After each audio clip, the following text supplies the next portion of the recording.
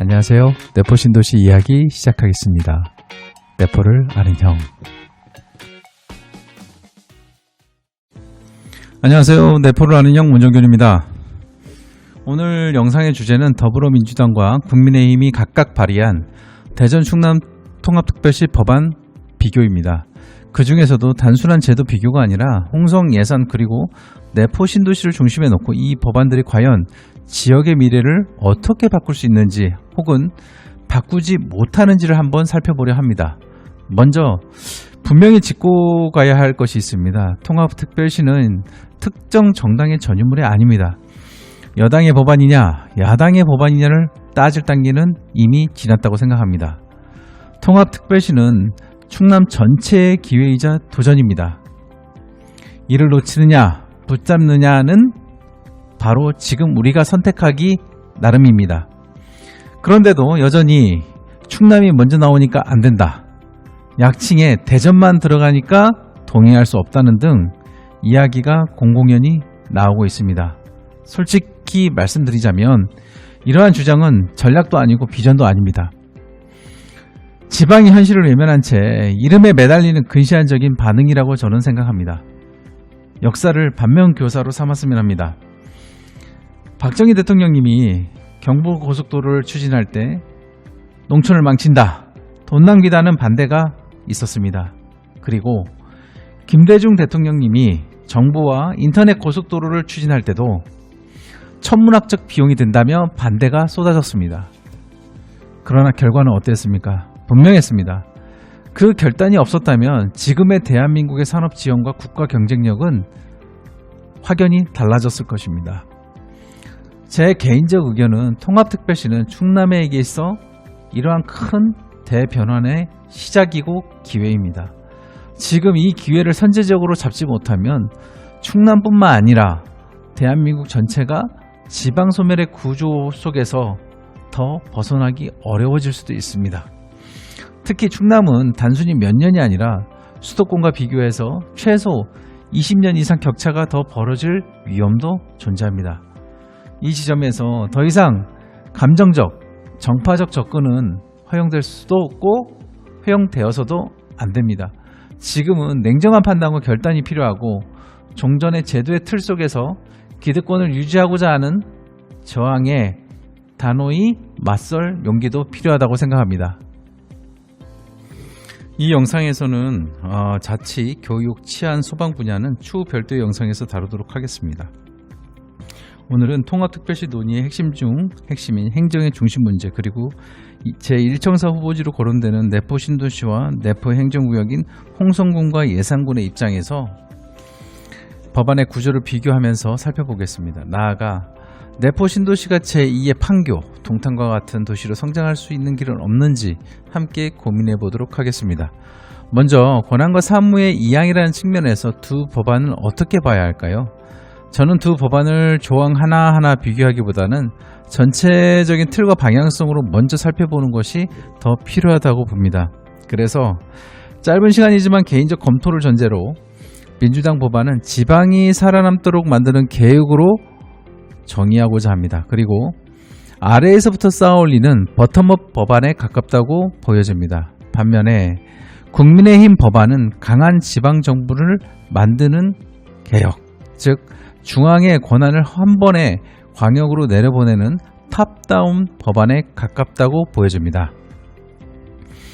이 차이는 단순한 표현의 문제가 아닙니다. 법안 전반에 깔린 철학의 차이라고 보여지고 생각되어집니다. 또한 위험을 감수하는 방식의 차이로도 보여집니다.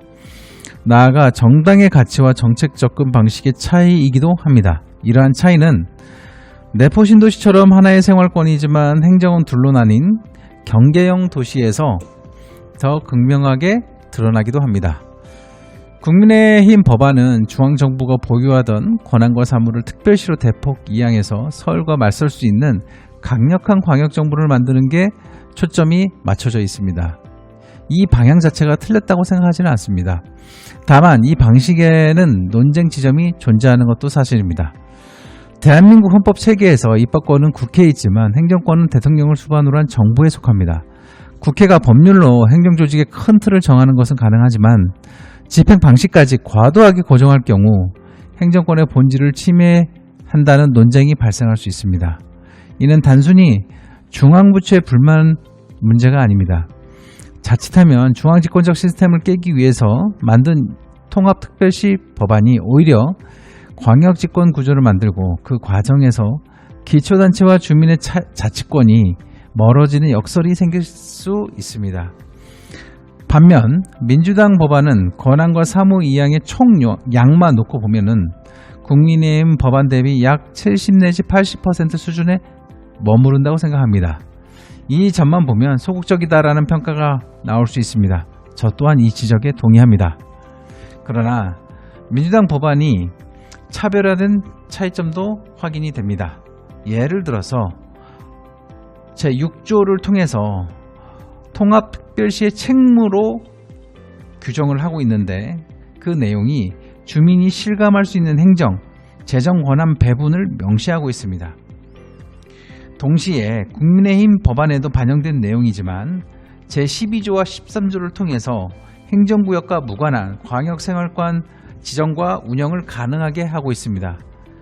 이는 단순히 권한을 위에서 아래로 내려보내겠다는 선언이 아니라 기존 행정구역이 놓치고 있던 생활권 수준에서 정책이 작동할 수 있도록 제도적 틀을 통해 열어둔 조항들인 것은 분명합니다.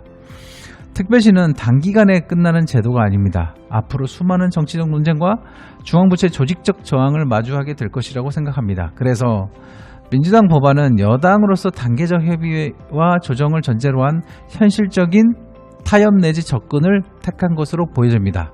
하지만 민주당 법안의 한계와 비판할 지점도 분명히 있습니다. 대표적인 것이 법 제19조와 23조를 보면 이양하기 위해 계획을 수립한다, 이관할 수 있다, 관계 중앙행정기관과 협의를 거쳐라는 표현 등이 반복됩니다. 이 문구들은 우연이라고 보기는 어렵습니다. 첫 국무총리님의 통합특별시 발표부터 성안된 법률안 내용을 종합해 보면은 중앙부처와 관련 기관의 강한 저항이 곳곳에서 감지됩니다. 권한과 사무 이양은 중앙정부의 조직, 인력, 예산, 그리고 법 집행권을 실제로 내려놓는 문제이기 때문입니다. 즉, 중앙정부 자리가 줄어드는 것을 의미합니다. 이 저항이 구조적이고 얼마나 완강할 수 있을지 보여주고 있습니다. 그래서 이 대목에서는 법안 문구를 넘어서는 대통령님의 결단이 필요합니다. 집권 초기에 대통령님이 분명한 방향성을 제시하지 않으면 이 조항들은 그대로 종이 위에 문장에 머물 가능성이 매우 큽니다. 적극적인 개입이 필요합니다. 이 점을 민주당도 깊이 고민하고 정치적 힘을 실어야 할 때입니다. 중앙부처와 협의는 하되 끌려가지 않았으면 합니다. 대전 충남 국회의원님들도 목소리를 높여주기 바랍니다. 입법권이 국회에 있다는 것을 잊지 않으셨으면 합니다.